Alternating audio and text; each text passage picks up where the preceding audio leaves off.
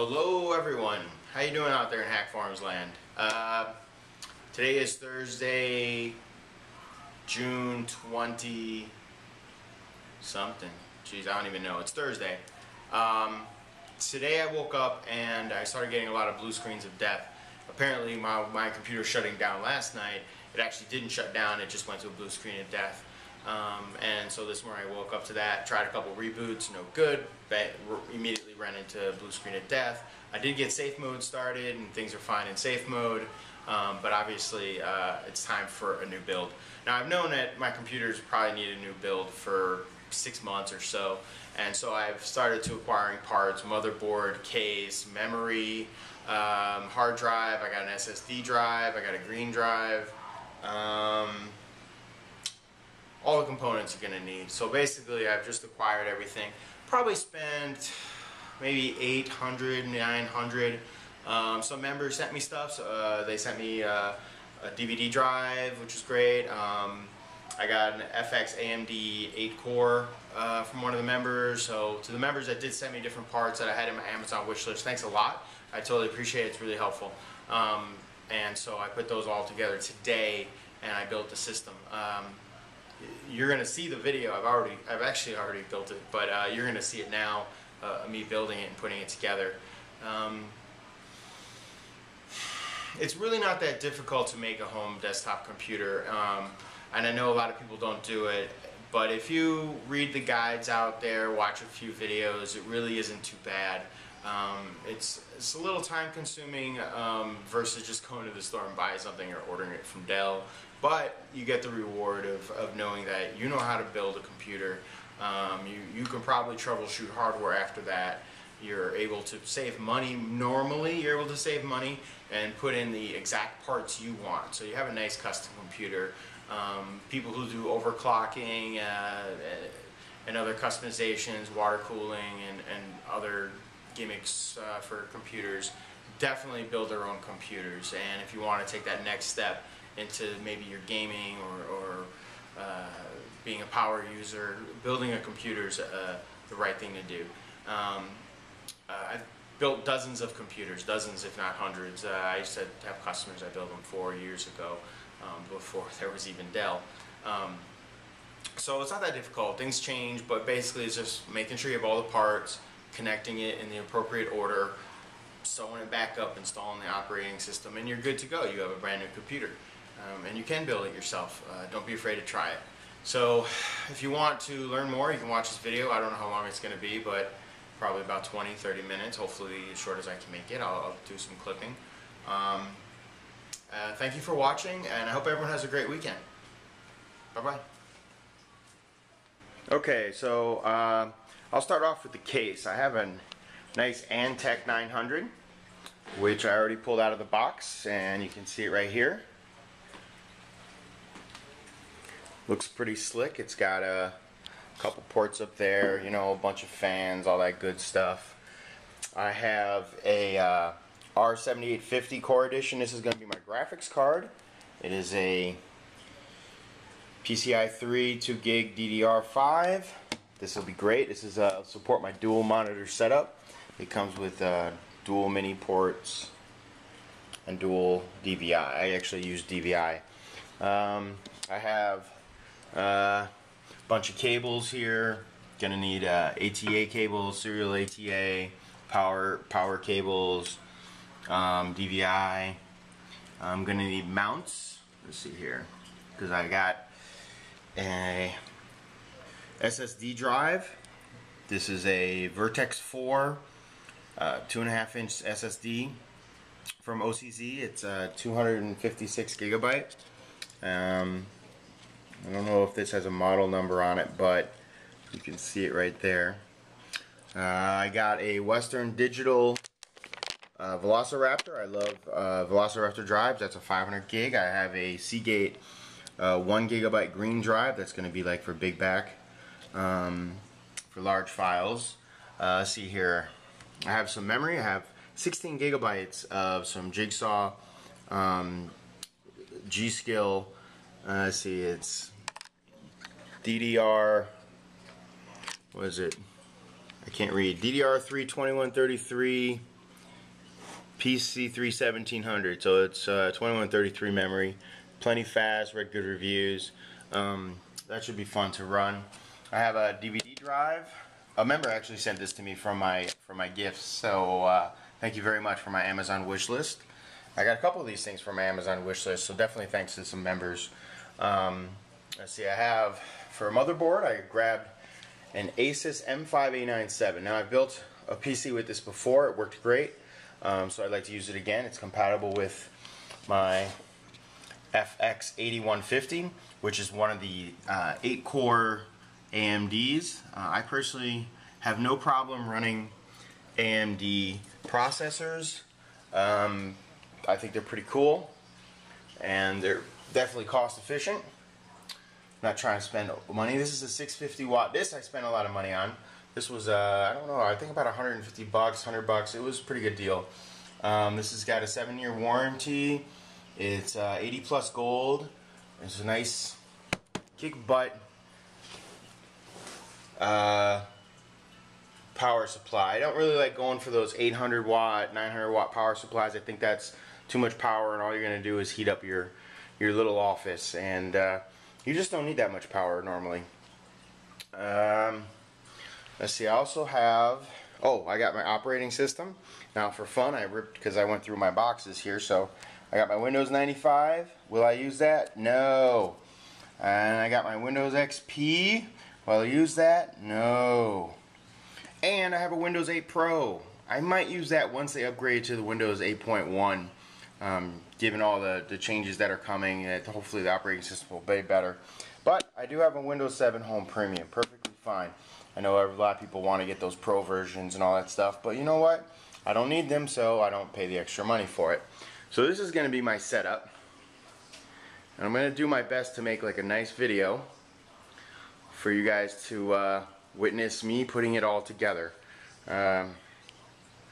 So thanks for watching, and we'll see how this goes. Okay, sort of started to disassemble everything. Took the screws off the case, and one of the first things you want to do is take off the one side. Okay, you're going to want to take off the side that the motherboard is opposite of. You can sort of tell that if you look at the case, and you'll see where the ports will be. The opposite side is going to be the side you will need to remove.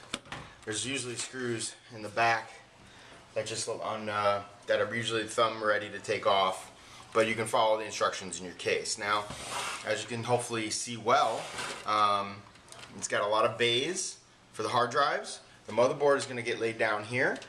With all these giant fans, this is actually where the power supply is going to go. So the next step is going to be installing the power supply. I've already taken it out of the box. This is really pretty incredible looking. I'm hoping you can see it. Yeah, as you can see, it's pretty badass looking on its own. There's some specs there if you can see those well. So this is going to generate a whole pile of power, and it comes with a lot of cables. These are cables to power the motherboard and all the components and devices. So let's get that installed right now. Okay, so I've gone ahead and unscrewed the case's side. You're going to start off with taking a couple screws out over here, and this thing just slides off normally. As you can see inside, this is where the bays go, and the power supply is going to go here, which is going to be our first installation. You can see all the cables that come with the case. Power supply actually comes with a whole pile of cables. These are going to be all for the components, the motherboard, audio, everything like that. Over here is the actual power supply. This is the big old thing here. That's going to go to the motherboard. These two are going to end up going to the graphics cards. And this is a modular designed power supply, which is the new Rage, and it's got all these little things here that are obviously going to attach to everything.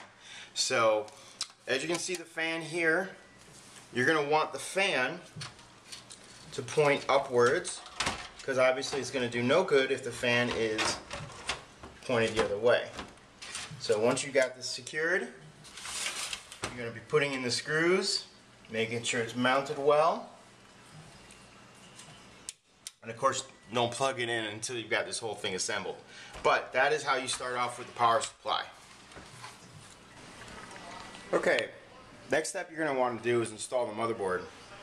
As you can see here, I've already placed it.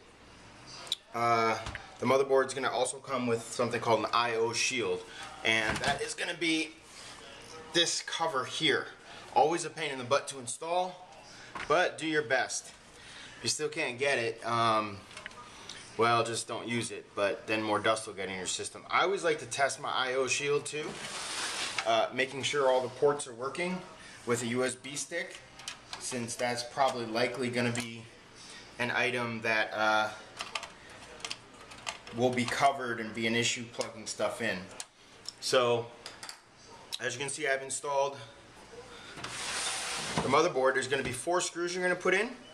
Most motherboards are the same. Well, actually 6 screws.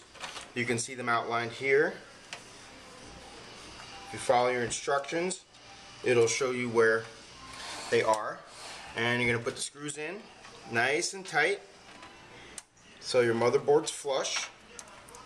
And it's going to be important that it's aligned properly, because this is where all your ports, your PCI slots are, and graphics and GPU slots and stuff like that. So that's the next step. Put it in the motherboard. I'm going to screw it in right now and be back in a second. Okay, I'm going to bring this a little closer here so you can see what I did. Always check your motherboard manual for all the little intricacies of your motherboard, as well as any guide that came with your case. It's going to be very helpful. Also from your power supply too. A good power supply will have a lot of labels on it. This is the power supply for the whole motherboard I'm pointing at here. This here is for the front LEDs and the power button. This is for the audio on the front panel, which you can see right there. Let's see here. Then I've got this connector here is, geez, I forgot. Oh, that's for the CPU. This is a CPU, and I guess that's it. So right now I've got everything connected. Both fans here. So that'll power the top fan and the rear fan, the chassis fan, and this is going to be basically the CPU fan. I mean the power supply fan. Of course, the power supply itself has its own fan to kick out over here. This case here actually has a bottom loading power supply, which is pretty cool. So, because a lot of times the power supply is on the top, but it's actually a better design having it on the bottom. So it's actually not able to fall, and I only had to put in, well, I just put in 3 screws because I couldn't find a 4th. It's a little weird. There's a spot here which is recessed, and I don't have a screw long enough to get in there, but it's really stable in there, so it's not going anywhere. I already tested one of my graphics cards to make sure that it does fit and that it will position nicely to the rear. I had to take off with my screwdriver these couple of these here to open it up, so that was no problem. Next thing we do is we're going to install the CPU. This is going to be it right here. I'm going to open that sucker up, pop it in there according to. There's a little dot in the corner which will tell you can't actually put these things in wrong. There's a dot in there somewhere. See here, one of these corners has a dot. Well, when I take it out of the case, I'll see it. But you can't put these in wrong normally, because there's always a corner which is going to be a little different than the other 4. It'll only position one way. So don't force it. You're going to lift up this bar, slide it in, and then lock it into place. And then what you're going to do is take, hopefully it came with a good cooler and fan, and this is all going to connect. to the motherboard as well. You can see this has got a connector for the power. And I'm going to hook this all up nicely. And this is actually some thermal glue. And that's going to help the CPU spread the heat back up into this. And also allow a stickiness so the contact will be as good as possible. So let me go hook all these up for you, and you'll see how that comes next. I got the CPU in that, went in pretty easily. I had to connect the fan. Now there's a little latch here normally on this thing here. This will help lock it in. When you're putting in the CPU, that'll slide in and lock well. Then make sure if you can't pull it out, then you know it's in there solid when the CPU's in there good. So this is nice and strong in there, and that's good. Next, I think I'm going to put in the memory. Memory goes right here.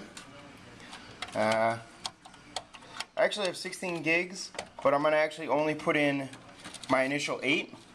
I got something else going on at the other 8's being used. Now, the way memory slots work now, you're going to want to push these side panels out, and you'll see the DIMMs over here, and you'll see they're color coded. Now what you want to do is probably put in 2 at a time for the channels. It's called dual channel, and you're going to want to match the blue and match the black. So I'm going to go with the blacks because that's called DIMM A1 and DIMM B1. So we're going to call those slots 1s, and I'm going to install the black ones, and that'll be easy to do. Okay, the memory is in there nice and firm. Just make sure that these are pushed forward on both sides. And it's nice and firm. Those will snap into place while you're pushing evenly the memory down. Also forgot to mention, you cannot install the memory wrong. You'll see a little break right there. So one connector side is longer than the other.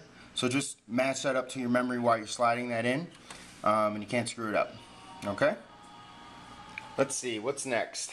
Well, I guess I will put in the hard drives, which are going to go in these different bays. I got to figure out how I'm going to do that. Oh, I forgot to mention, I have actually a USB 3.0 front panel connector. Unfortunately, I realized that this motherboard, while it does support USB 3.0, I see no actual connector for that front panel. So what I might do is hop up on Newegg and buy myself a PCI slot, which will go into one of these, and then I can connect my front panel USB 3.0. I actually probably won't really need it too much, but you know, might as well take advantage of every feature I have. Okay, ran into another little hitch trying to install the drive. I'm going to actually start with my SSD. I had to buy an extra mounting bracket because drives, SSDs are mostly 2.5s. So this is just a simple 2.5 to 3.5 inch bay converter. They're pretty cheap, a few bucks. It's just plastic, and screwed in the SSD card into that. So now this has to get into this case, and I was going to bottom mount it, and in order to get it in the bottom mount, I realized that the entire, because this was screwed in, so what I had to do was take out all the screws, and it was still locked, which means I had to take off the other panel on the backs, on the bottom side, and take those screws out. And now, as you can see, these panels simply slide out. So I'm gonna actually use, also these have fans in them. This is like, I don't know if you can see there, yeah, there's fans inside of here, and I had to connect those. So actually one fan didn't have a connection, but that's fine. There's more than enough fans in this thing. So I'm gonna take out one fan and one piece, and then install all my hard drives into this one unit. I pretty much got this SSD drive installed, and I also installed the 1 terabyte green drive. I decided I'm going to pass on the Velociraptor and in favor of the 1 gigabyte. Now this is a green drive, which means it's going to save on some power, also be cooler inside the unit. And the 256 megabyte or 256 gigabyte SSD is more than enough for boot space and for my programs to run a couple games. I probably only used about 200 to 300 gigabytes of my old 500 gigabyte drive. I really don't need a lot. Plus, too, I have NAS network storage device. And next I'm going to install this DVD RW I have. I don't need a fancy DVD as well. I barely ever use it, and I don't need Blu-ray on my home computer. Don't really need that either. This actually had a couple screws over here. I had to remove the top one in order to push this out, which is nice. It's a pretty good design for a case. Lots of little ways to put it together. Had to take off all these screws here that are attached to the side of this in order to take out the mount, which I got to screw back in right now. So this drive is connected, and so is this drive, or at least it's installed. Next I got to put in the SATA cables themselves and the power cables in order for them to be functional, and those are cables like this here. You should have them in your case or have them with you. So these are SATA cables, and then power cables for the SATA are in here somewhere. There we go. That's a SATA power. So this is the actual power, which will go to the drive.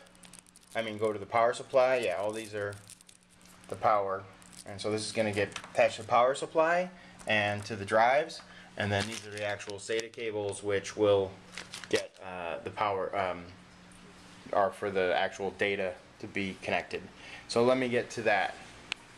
Okay, one of the challenges of building a system is always tucking away all these cables once you get them in here. Now I've attached 6 gigabyte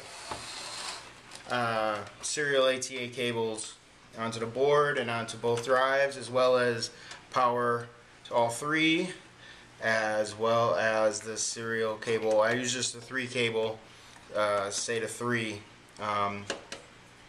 from the DVD drive. So basically I got this all hooked up pretty good.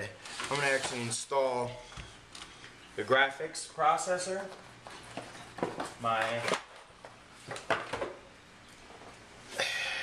this is pretty nice R7850. Now sometimes these things have plastic on them, so you should remove those. This is a PCIe 2 card, and this is going to go in this slot here. This motherboard actually contains 2, but I'm going to put it in slot 1. I've already got these open. You make sure you do this first. You remove these screws and take out the post. If you don't take these out, of course, this thing is not going to fit very well. So what you do is you snap this in, and there's back here is a little snap thing. Sometimes you got to push it down, or depends on the motherboard. So I'm basically just going to slide this in nice and tight, nice and gentle and flush. Get in the hole and give it a good push down. Now if there's a lock in the back, make sure it's locked in there, which this one is. And I'm going to put in the 2 screws up top to make sure this is in a good position and it's not floating around. And as you can see from the back side, you can see that both ports are there.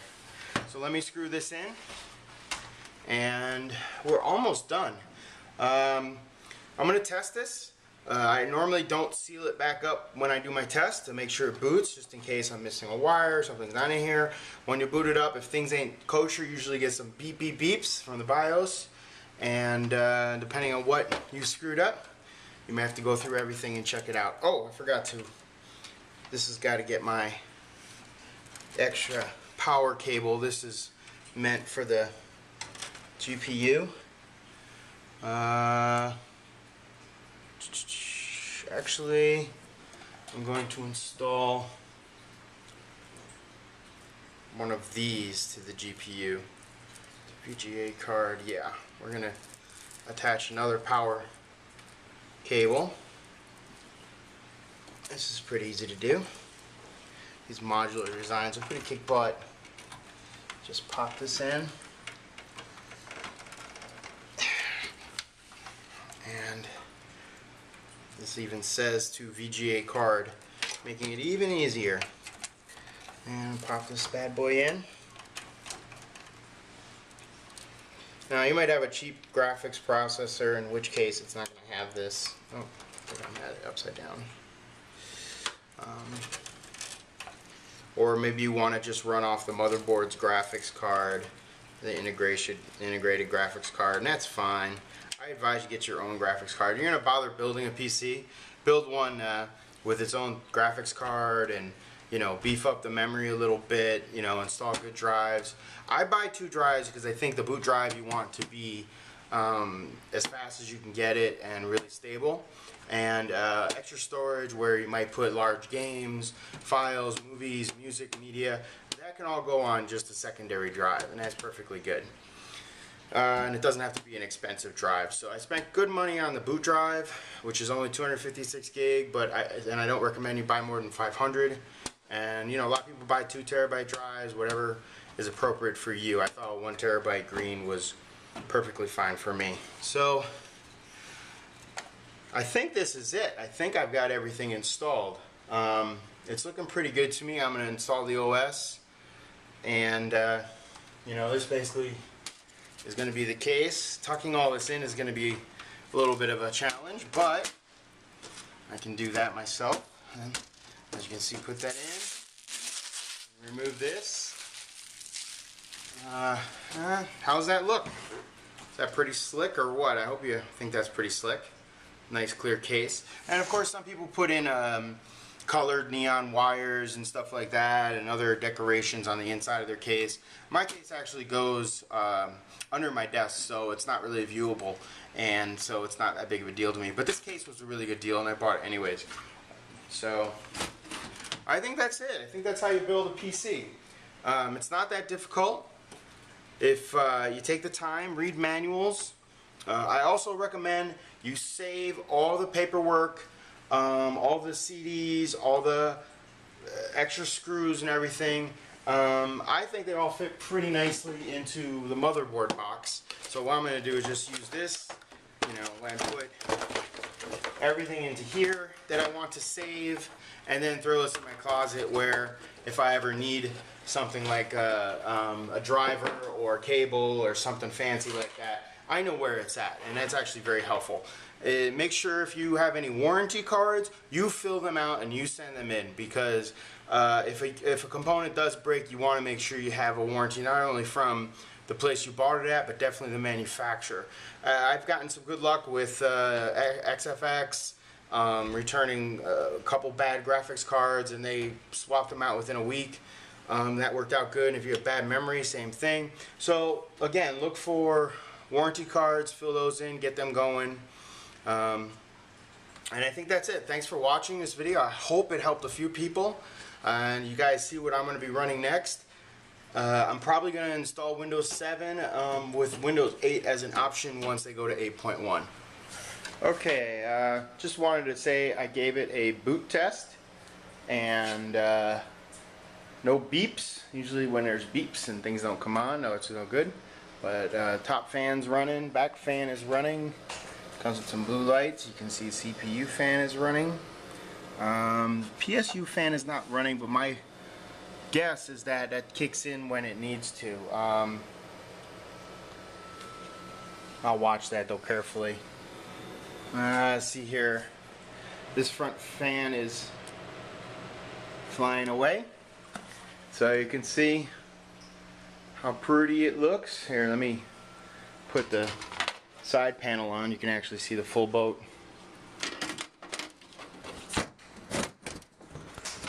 There we go. So that's how it's looking with the side panel on, back fan going, looking pretty slick. So can't wait to install an OS. Maybe what I'll do is throw on Ubuntu or something like that, Ubuntu, however you want to say it, and toy around with that and do like a dual boot between that and Windows. Do some grub or something like that. Get it going.